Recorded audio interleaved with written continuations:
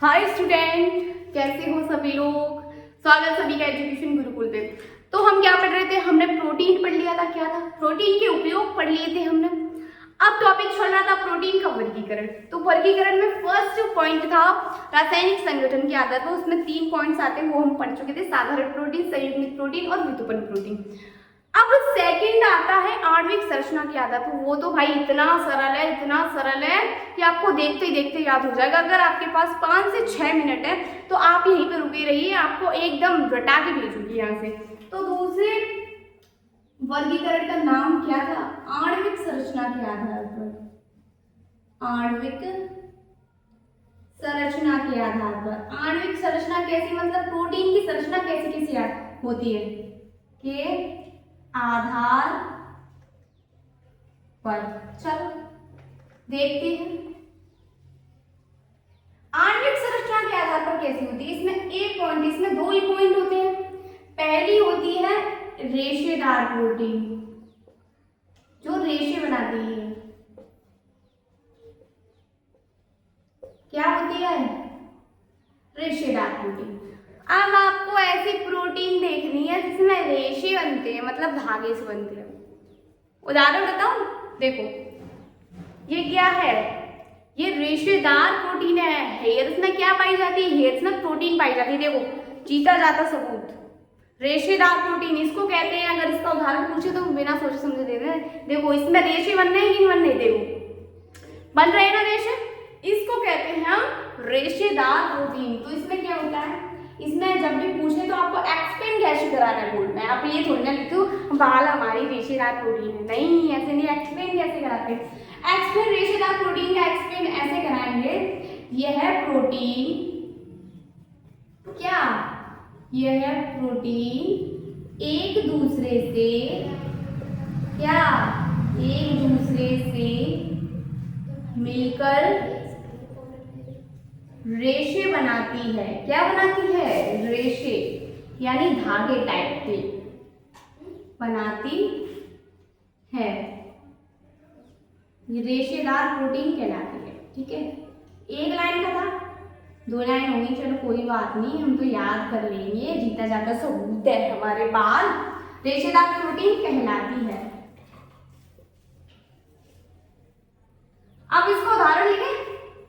First उदाहरण तो मैंने बता दिया, क्या, हमारे बाल हो गए बेटा, बाल हो गए। सेकंड उदाहरण बताऊं, देखो नाखून। नाखून में आप जब भी अगर आपका नाखून टूटता हो तो उसमें देखना व्हाइट व्हाइट लाइनिंग बनी होगी, वो भी एकदम एक एक रेशा होता है, उससे ज्वाइंट होकर बनी होती है। तो इसमें हमारा नाखून भी आ जाएगा, रेशेदार प्रोटीन होती है उसमें।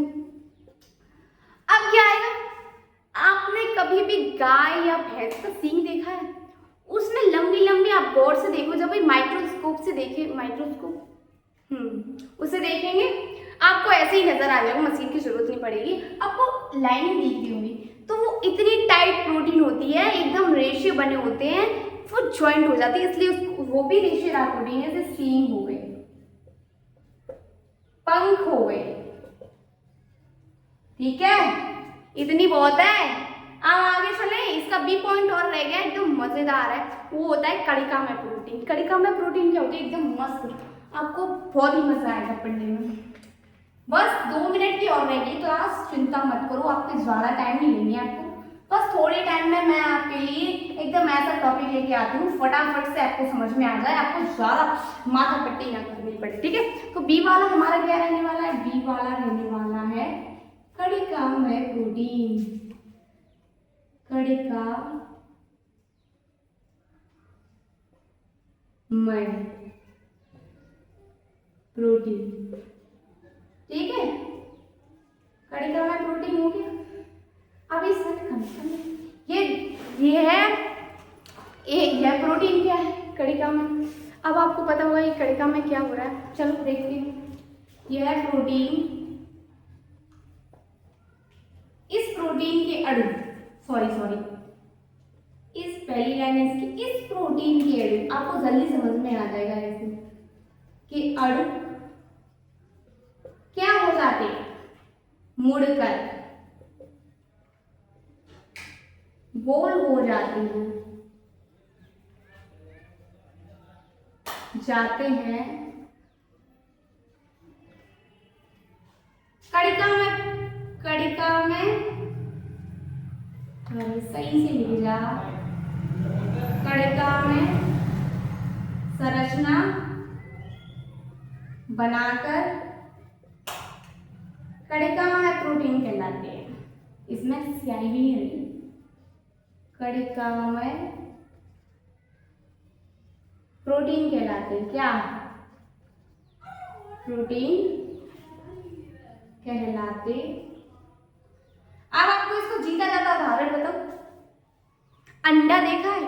अंडे के अंदर जो भी गोल गोल येलो टाइप से निकलता है उसी को कहते हैं हम कड़िका में प्रोटीन। उसके अंदर 7 ग्राम, एक अंडे में 7 ग्राम प्रोटीन पाया जाता है, याद रखना, ठीक है। इसका जीता जाता उदाहरण, बेचारा पता नहीं मरा होता है तो जीता होता है, पता ही ना, हम खाते ना जाने।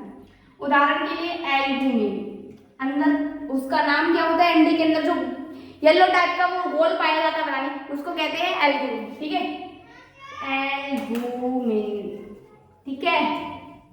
तो बच्चा पढ़ी कैसी लगी आपको क्लास? बताइए जल्दी, कमेंट में जल्दी बताओ कैसी लगी क्लास और क्लास को लाइक कर देना, और अगर मेरे चैनल पे नए हो तो सब्सक्राइब जरूर कर लेना। अब बिना सब्सक्राइब करे देख के चले जाते हो, अच्छी बात नहीं है आपकी। तो ऐसी मजेदार वीडियो को मिलती है आपसे अगली क्लास में, ठीक है। अगर आपको और प्रोटीन की और वीडियोस तो मेरी उस पर आईडी पे चैनल पे अपलोडेड है, और आप प्रोटीन की संरचना पढ़ेंगे हम, प्राथमिक, द्वितीयक, तृतीयक और चतुर्थ, एकदम मस्त है। प्रोटीन की संरचना चारों संरचना में से 2 संरचना आपको पूछी जाती है, उसमें से आपको एक करनी होती है। तो क्लास मिस मत कर देना अगली क्लास, ठीक है। तब तक के लिए मिलते हैं आपसे, बाय बाय।